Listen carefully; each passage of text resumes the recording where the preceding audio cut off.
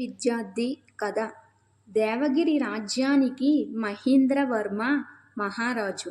అతనికి రచనల కన్నా కొత్త విషయాలను నేర్చుకోవడం అన్న ఆసక్తి ఎక్కువ. ఒకరోజు సభలో నేనెన్నో ప్రశ్నలను అడుగుతాను.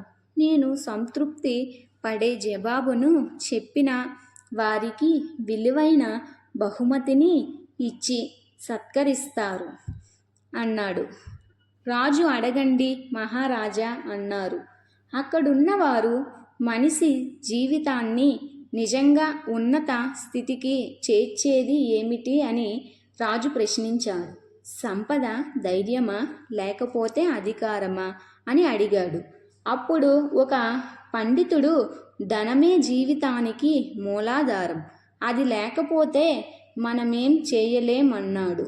అది కాదు రాజా, శక్తి ఉంటే అన్నీ సాధ్యమే, ఎంతటి వారినైనా ఓడించవచ్చు అన్నాడు. మరో పండితుడు ఇదంతా కాదు, కానీ అధికారం ఉంటే చాలు, ఏదైనా గెలవచ్చు అని జవాబిచ్చాడు. మరో పండితుడు ఇలా అక్కడున్న వాళ్ళలో చాలామంది వాళ్లకు తోచిన నచ్చిన సమాధానం చెప్పారు. కానీ అవేవి రాజుగారిని సంతృప్తిపరచలేదు.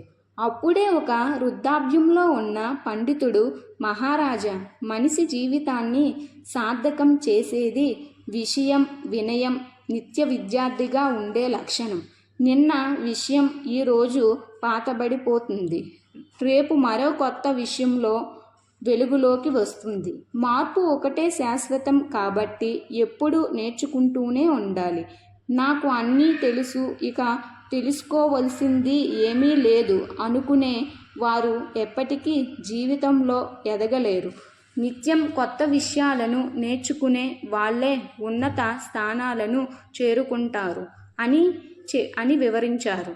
ఆ మాటలను విన్న మహారాజు చాలా బాగా చెప్పారు అని, మనిషి నిత్య విద్యార్థిగా ఉన్నప్పుడే అన్నిటినీ జయించగలడు అన్నాడు. అతని మాటలకు సమాధానం నచ్చి ఆ పండితుడికి విలువైన బహుమతులను ఇచ్చి సత్కరించారు.